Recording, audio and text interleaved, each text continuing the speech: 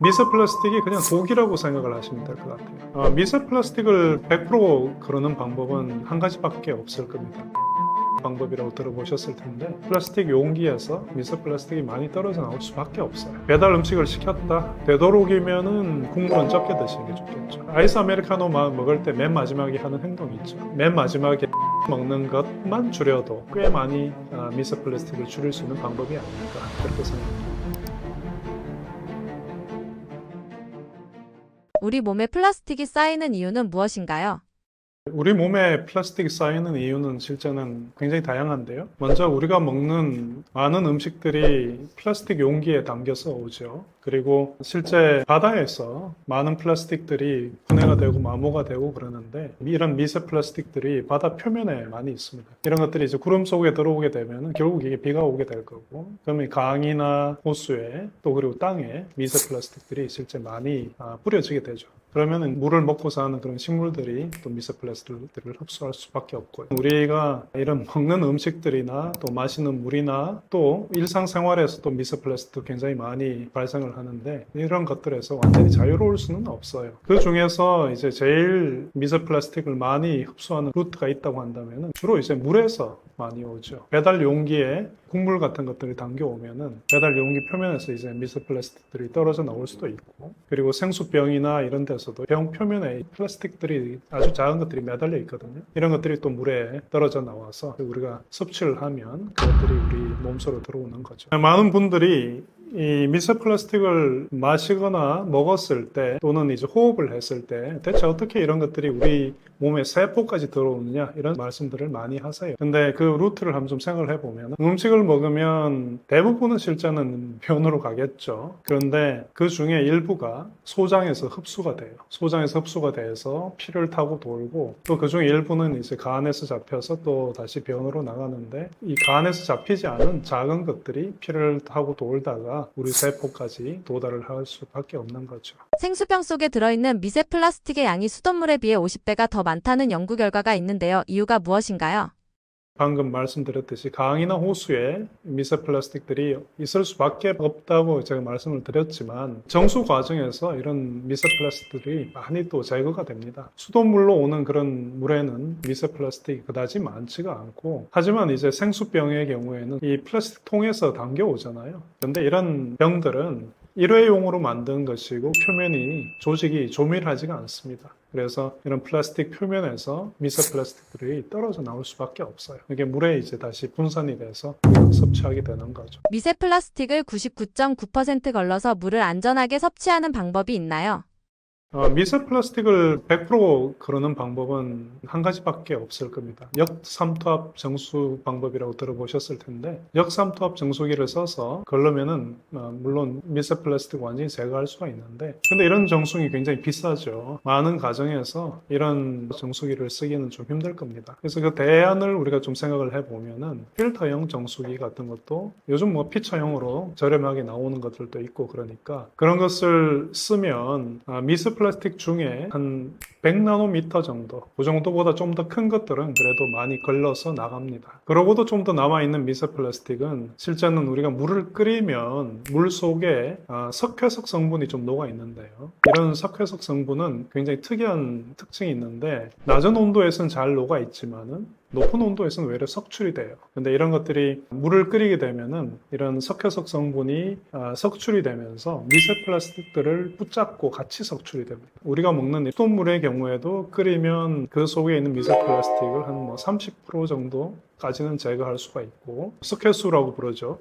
그런 경수의 경우에는 끓이면 90% 이상 미세 플라스틱이 제거가 됩니다. 그래서 어쨌든 피처형 이런 걸로 걸러서 드시는 것과, 또 기왕이면 물을 끓여서 이 미세 플라스틱을 좀 제거하고 드시는 게 좋겠습니다. 어떤 유튜브를 하나 봤는데, 유튜버가 뭘 했냐면요, 광학현미경이라는 게 있어요. 우리가 일반 생물 실험을 할 때 보는 그런 광학현미경인데, 그런 광학현미경에다가 생수병 물을 붓습니다. 슬라이드 글래스 위에다 물을 한 방울 얹은 다음에 광학현미경을 이제 배율을 높여가지고 그 속에 뭐 미세 플라스틱이 있는지 없는지 이런 걸 보여주겠다, 그러면서 이제 보여준 영상이 하나 있었는데 없었어요, 아무것도. 근데 그분이 크게 오류를 범한 게 뭐냐 하면은 광학 현미경으로 볼 수 있는 것은 빛의 파장이 400나노에서 700나노미터 정도, 이게 이제 우리가 보는 가시광선인데 이 가시광선보다 큰 입자는 광학 현미경으로 볼 수가 있어요. 근데 그보다 작은 입자는 우리가 죽었다 깨도 볼 수가 없어요. 그래서 그런 것을 보려면은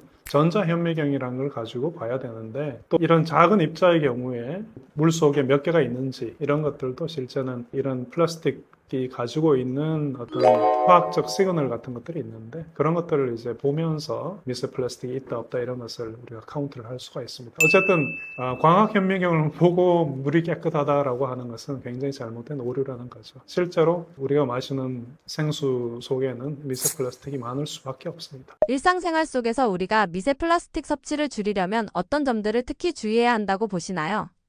일상생활에서 미세 플라스틱을 줄이는 방법을 좀 생각을 해보면, 우리가 미세 플라스틱을 많이 먹는 경로가 물을 마시는 거죠. 그러니까 물을 되도록이면 걸러서 드시고 끓여서 드시고, 이게 한 가지 방법이고, 우리가 아무리 또 집에서 노력을 하더라도 배달 음식을 시키는 경우는 어쩔 수가 없어요. 국물이 있는 그런 배달 음식의 경우에 뜨겁잖아요. 그러면 이 뜨거우면은 플라스틱 용기에서 미세 플라스틱이 많이 떨어져 나올 수밖에 없어요. 배달 음식을 시켰다, 되도록이면은 국물은 적게 드시는 게 좋겠죠. 그런 식으로 조금이라도 그 미세 플라스틱에 노출되는 정도를 낮추면은 좋겠습니다. 우리가 독을 먹는다고 생각을 했을 때 한 번에 어떤 독국물을 많이 먹으면 사람이 죽죠. 하지만은 조금 먹으면 죽지 않아요. 심지어 그 보고독 같은 경우에도 정말 작은 양이 우리 몸에 들어온다 그러면 안 죽거든요. 그러니까 미세 플라스틱이 그냥 독이라고 생각을 하시면 될 것 같아요. 한 번에 우리가 걸러지 않고 먹는다면은 100을 먹는다면 한 번 그래도 그러고 먹으면 한 10 정도밖에 안 먹는 거죠. 그러니까 그만큼 희석을 해서 먹는 거니까 몸에 문제가 생기는 그 시점을 좀 더 뒤로 미룰 수가 있을 겁니다. 조금만 경각심을 가지고 생활하셨으면 좋겠고요. 요즘 우리나라 사람들 사람 대단하죠. 특히 젊은이들. 아이스 아메리카노 먹을 때 맨 마지막에 하는 행동이 있죠. 마시고 나서 맨 끝에 얼음이 있으면 막 흔듭니다. 흔들어가지고 또 얼음 깨물어 먹고 이러는데, 실제는 이렇게 얼음이 플라스틱 표면을 두드리면은 거기서 미세 플라스틱이 많이 떨어져 나와요. 그러니까 맨 마지막에 흔들어서 먹는 것만 줄여도 꽤 많이 미세 플라스틱을 줄일 수 있는 방법이 아닐까, 그렇게 생각합니다. 의외로 미세 플라스틱을 섭취하게 되는 생활 습관도 있을까요? 실제로 그 빨래를 할 때 우리 옷에 많은 옷이 합성 섬유로 이루어져 있습니다. 합성 섬유가 실제 플라스틱이거든요. 그 빨래를 할 때 어쩔 수 없이 마모가 되니까 거기에서 작은 플라스틱 섬유들이 떨어져 나오는데, 이렇게 떨어져 나오는 것은 실제는 어쩔 수 없는 부분이 있어요. 그런데 이제 건조기에 돌리면은 훨씬 더 많은 양의 플라스틱들이 떨어져 나오게 되고, 그게 이제 환경으로 혹시나 빠져나가게 되면은 강이나 바다를 오염시킬 수밖에 없지 않습니까? 우리가 이제 생활을 할 때 되도록이면 건조기를 쓰지 않고 그냥 자연 건조를 하는 것이 실제 환경에 큰 도움을 주는 것이죠. 미세 플라스틱과 관련해 꼭 해주고 싶은 말씀이 있으신가요? 멸치 같은 경우에 작은 생선들은 플랑크톤을 먹고 살죠. 이 플랑크톤들은 또 더 작은 그런 입자들을 먹고 사는데, 이때 뭐 미세 플라스틱들을 먹을 수가 있어요. 결국은 이런 미세 플라스틱들이 먹이 사슬을 타고 쭉 올라오는데, 멸치 같은 경우에 이제 내장에 어쩔 수 없이 미세 플라스틱이 좀 있습니다. 그러니까 그런 내장을 좀 제거하고 드신다든지, 생선 같은 경우에 위장의 이 내벽 이런 부분을 좀 긁어내버리고 드시면은 미세 플라스틱을 좀 덜 드시는 방법이 될 것입니다. 화장실이 더러워지는 진짜 이유는 무엇인가요? 화장실을 더럽게 만드는 요인은 사람이죠. 사람이 화장실에서 하는 행동이 몸을 씻고 용변을 보는 것인데, 몸을 씻으면서 땀샘에서는 그냥 땀이 주로 나오겠지만, 이 모공에 매달려 있는 피지샘도 있고, 또 모공에 이제 아포크린샘이라는 게 있습니다. 우리 몸에서는 피지도 나오고 단백질도 나오고 각질도 굉장히 많이 떨어져 나오죠. 각질은 거의 대부분이 이제 케라틴이라는 단백질로 이루어져 있어요. 그러니까 단백질하고 지방이 우리 몸에서 떨어져 나오는 오염물인데, 이런 것들이 세균의 입장 입장에서 보면은 먹이죠. 우리도 지방이나 단백질 좋아하잖아요. 그리고 세균도 좋아한단 말이에요. 세균 입장에서 음식물을 먹으면서 사니까 화장실은 더러워질 수밖에 없는 건데, 이런 노폐물들을 세균이 분해를 하다 보면은 거기에서 뭐 암모니아도 나오고 황화합물, 방귀 냄새 같은 거 있죠. 이런 것도 이제 황화합물인데, 또 식초 냄새가 고약하듯이 우리 몸에서 나오는 지방산이 분해가 되면 굉장히 짧은 유기산이 만들어져요. 이런 것들이 냄새가 아주 고약합니다. 청어 통조림 있잖아요. 그 냄새가 바로 유기산이고요. 가을에 은행 있죠. 은행 껍질, 거기에서도 역시 유기산이 존재하는데 그 냄새가 아주 고약해요. 그래서 화장실에 그런 냄새가 날 수밖에 없고, 그 다음에 이제 우리가 용변을 보게 되면은 변기 물을 내리게 될 때 이때 실제 비말이 생깁니다. 용변 속에는 아직 분해가 덜 된 세균 입장에서 먹고 살 수 있는 지방, 단백질도 있고 탄수화물도 있죠. 이런 것들이 비말이 돼서 떠올라서 화장실의 벽이나 심지어 천장까지 달라붙게 되는 거죠. 세균 입장에서 먹고 살 수 있는 먹이가 온갖 곳에 붙어 있는데, 여기에다가 우리가 한 가지만 더 더하면 되죠. 실제 두 가지겠네요. 온도를 좀 더 따뜻하게 해주고 그 다음에 습기를 주는 거죠. 습기가 주어지면 생명체는 잘 살 수 있습니다. 먹이 있죠, 습기 있죠. 그럼 무조건 잘 사는 거죠. 화장실이 더러워집니다. 락스 대신 쓰면 좋은 화장실 청소 꿀템이 있나요? 많은 분들이 청소를 할 때 락스를 많이 사용하십니다. 락스가 굉장히 좋은 살균제고 표백제죠. 화장실에서 청소를 할 때 락스를 많이 사용하는데, 락스는 굉장히 좋은 살균제지만은 세정력이라는 측면에서는 아주 뛰어나다고는 할 수가 없어요. 실제 우리가 락스로 청소를 했을 때 워낙에 이 락스가 표백 작용이 좋다 보니까 설령 변이 묻어 있어도 락스가 지나가고 나면 없는 것처럼 하얗게 보이는 거죠. 오염물이 아직 남아있는 상태인 경우가 많고요. 락스 같은 경우에 어떻게 만드는지를 잠깐 말씀드리면은 그 NaOH 같은 수산화트륨, 염기성 물질하고 염소기체 Cl2 이 둘을 반응을 시켜주면 락스가 만들어집니다. 근데 락스가 만들어지는 과정이 정반응이라고 한다면은 화학 반응에는 반드시 역반응도 있어요. 용기가 있으신 분은 그 락스통의 뚜껑을 열고 냄새를 한번 맡아보세요. 아주 매캐한 냄새가 날 겁니다. 이게 바로 염소기체예요. 이제 우리가 락스를 오만 대 다 뿌려놓고 사용을 하다 보면 염소기체가 소량 생깁니다. 뿌려놨기 때문에 염소기체가 생기는 것들이 이제 기화가 돼서 화장실 안에 염소기체가 떠 있을 수도 있고요. 그 다음에 이런 화장실에는 암모니아 같은 성분도 있지 않습니까? 암모니아하고 또 염소기체가 만나면 클로라민이라는 굉장히 유독한 물질을 만들어냅니다. 이런 염소기체라든지 클로라민 같은 것들 때문에 화장실을 이제 환기를 안 하고 락스를 사용을 했을 때 그런 것들을 계속 마시게 되니까 건강에 아주 안 좋을 수가 있죠. 두 가지 측면, 락스를 사용했을 때 아직 청소가 완전히 안 됐는데 되었다고 생각하는 부분, 그리고 건강에 좀 안 좋을 수 있다는 부분, 이런 것 때문에 기왕이면 락스를 사용하는 것을 피하는 게 좋을 수도 있죠. 특히 이제 기관지가 안 좋은 그런 분들의 경우에. 이런 분들한테 추천드리는 것은 이 오염물의 조성을 한번 생각을 해보자. 결국은 지방이 있고 단백질이 있는 거죠. 근데 이 지방 부분은요, 산성이에요. 유기산. 그래서 염기성 물질로 청소를 하면은 잘 지워집니다. 중화가 되면서 이제 비누화 반응을 하면서 잘 씻겨 나갑니다. 그 다음에 단백질은 염기성 물질하고 닿으면 단백질이 잘게 분해돼서 쪼개져서 잘 씻겨 나가. 자, 이제 화장실에 또 하나 더 남아있는 걸 생각을 해보면은 물 속에는 그 석회석 성분이 녹아있다고 제가 말씀드린 적이 있는데, 물이 마르고 나면은 남는 게 석회석이죠. 이 물 속에 들어있는 칼슘 이온이나 마그네슘 이온이 비누하고 만나게 되면은 비누때를 만듭니다. 이 비누때는 물에 안 녹아요. 이런 비누때와 석회석 같은 것들은 산성 물질로밖에 녹일 수가 없습니다. 그러니까 이러한 비누때와 석회석을 없애기 위해서 산성 물질, 뭐 식초라든지 구연산 이런 것들을 쓰면 되시고요. 지방 없애고 단백질 없애는 데는 염기성 물질. 제가 이제 유튜브에 나와서 추천하는 염기성 물질이 워싱소다예요. 탄산소다라고 부르기도 하고요. 탄산나트륨입니다. 근데 이 물질을 사용을 하면 베이킹소다보다 염기성이 더 강해요. 그래서 청소가 꽤 잘 됩니다. 그런 식으로 이제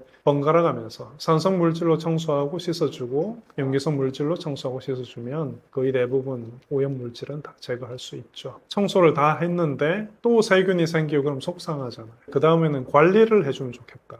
세균이 잘 생기지 않도록 했으면 좋겠다. 그래서 이제 제가 제안하는 것이 과탄산소다라는 게 있어요. 빨래할 때 쓰는 표백제인데 이 과탄산소다에는 워싱소다하고 과산화수소가 같이 있는 거예요. 이 과탄산소다를 화장실에 구석 같은데 물이 튀고 세균이 잘 생기는 부분에 조금씩만 뿌려놓는 거예요. 그러면 물방울이 혹시 딱 튀어 들어오면은 세균이 살아나려고 하다가 과탄산소다가 녹죠. 그러면서 과산화수소가 흘러나와서 세균을 죽여버려요. 그러니까 화장실에 세균이 안 생기니까 화장실이 더러워질 일이 없죠. 그런 식으로 이제 관리를 좀 해줄 수가 있겠습니다.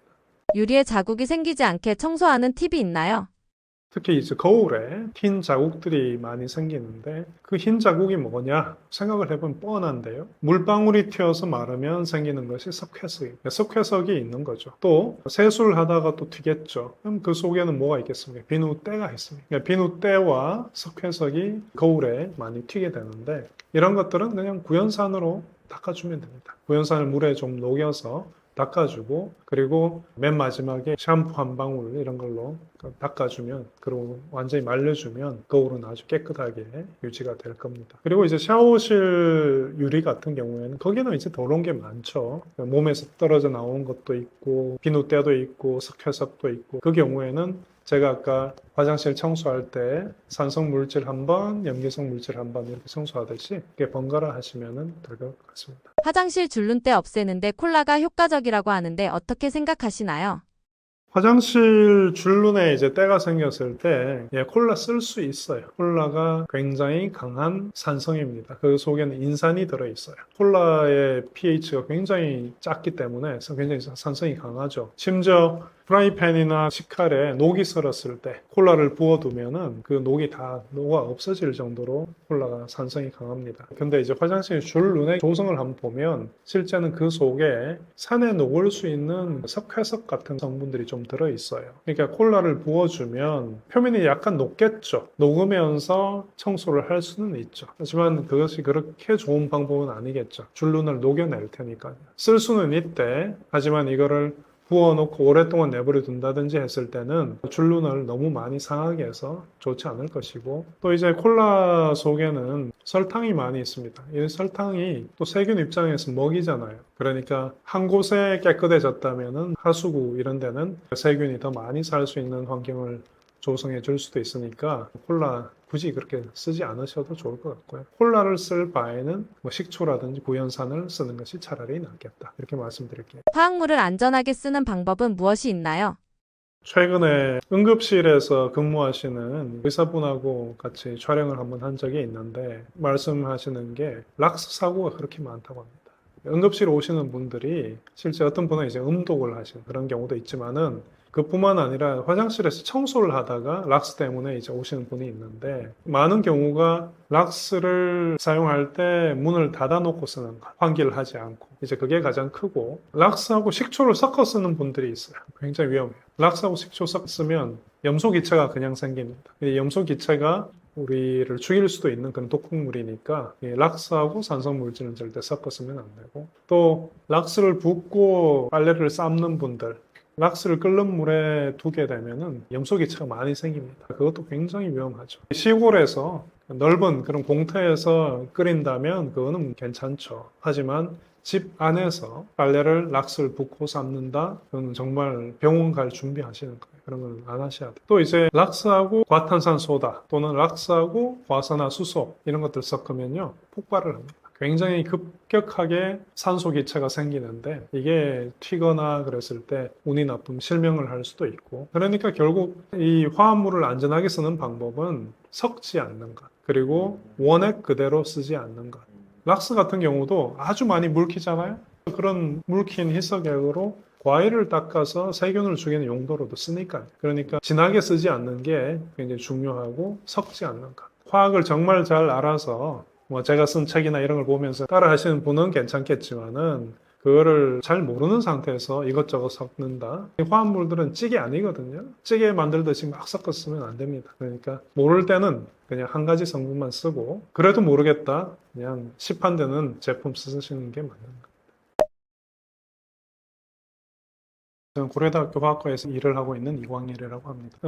우리가 생활하면서 맞닥뜨리는 여러 가지 문제점들에 대해서 이야기해봤고 또 그런 문제점들을 어떻게 해결할 수 있을지 그런 것들에 대해서 말씀을 드렸는데요. 생활에서 맞닥뜨리는 문제들은 정말 약간의 과학 지식만 있어도 해결할 수 있는 경우가 많습니다. 화학이다 그러면은 대부분 다 이제 너무 무서워하시잖아요. 독극물이다, 터진다 이런 생각만 하시는데 그렇게 생각하지만 마시고 화학을 어떻게 하면 생활에 잘 써서 내 생활이 좀 더 편하고 안전할 수 있을까 이런 것을 좀 더 생각을 해보셨으면 좋겠습니다. 감사합니다.